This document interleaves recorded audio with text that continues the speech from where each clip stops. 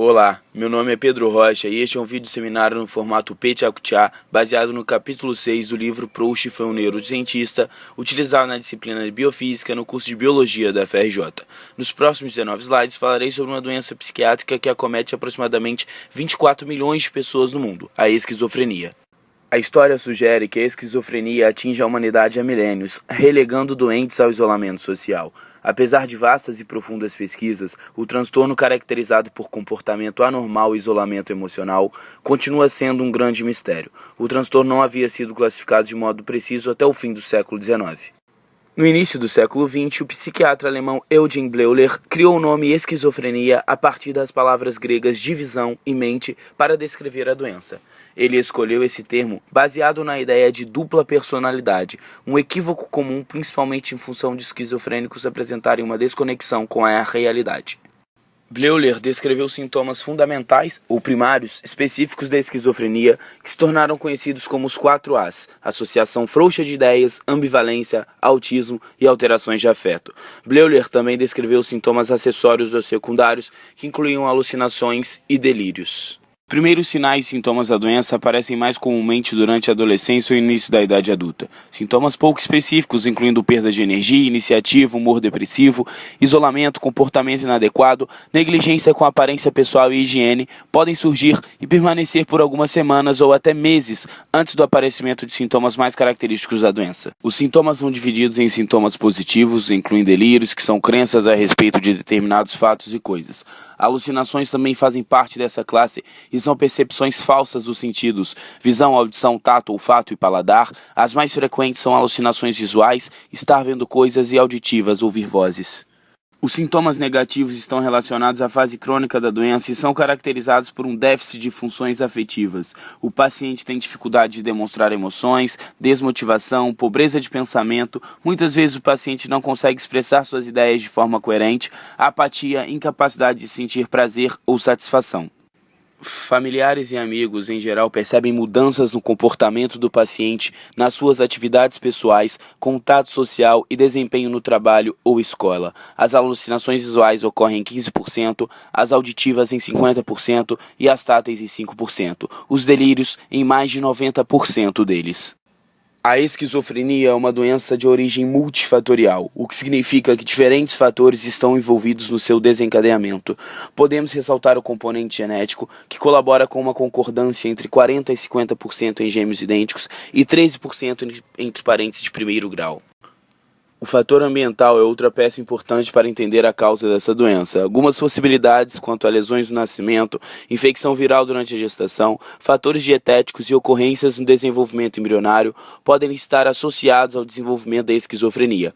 Ocorre uma interação entre vulnerabilidade genética, atributos do ambiente e traços individuais. Eventos perinatais e complicações durante o parto podem causar danos ao hipocampo e córtex cerebral por causar hipóxia ou isquemia.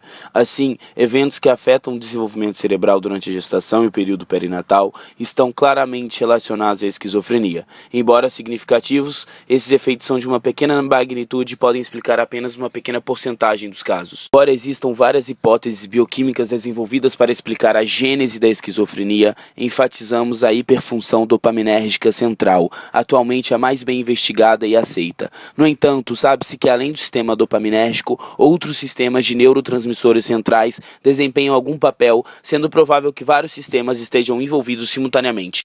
A teoria dopaminérgica da esquizofrenia foi baseada na observação de que certas drogas tinham habilidade em estimular a neurotransmissão da dopamina. Constatou-se que a droga psicoestimulante anfetamina, quando administrada em doses altas e repetidas, causa uma psicose tóxica com características muito semelhantes às da esquizofrenia paranoide em fase ativa.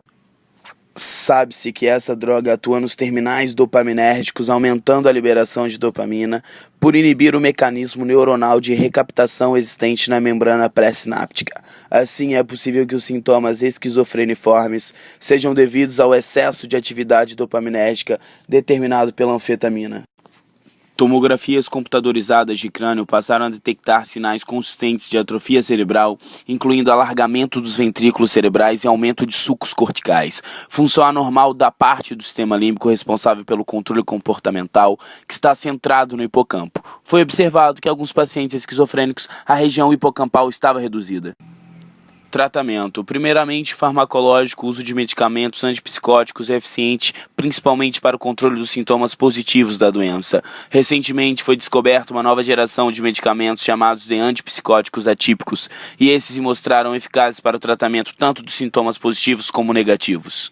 Um dos grandes problemas encontrados na terapia farmacológica é a adesão dos pacientes ao tratamento, visto que muitos deles deixam de tomar os remédios por causa dos efeitos colaterais, principalmente os efeitos parkinsonianos, que são introduzidos pelo bloqueio de dopamina. Esses efeitos incluem temores, lentidão e apatia. Outro motivo da recusa ao tratamento é a inconsciência da doença por parte do paciente.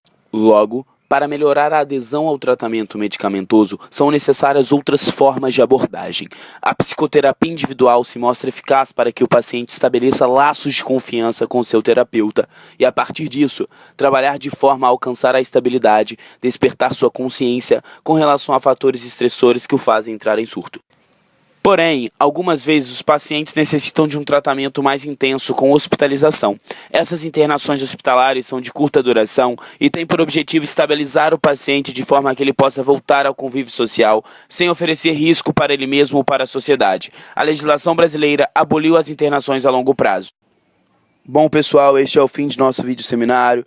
Espero que tenham gostado e que tenham aprendido um pouco mais sobre a esquizofrenia. Por fim, termino com a seguinte frase de Marcel Proust: para tornar a realidade suportável, todos temos de cultivar intimamente algumas pequenas loucuras.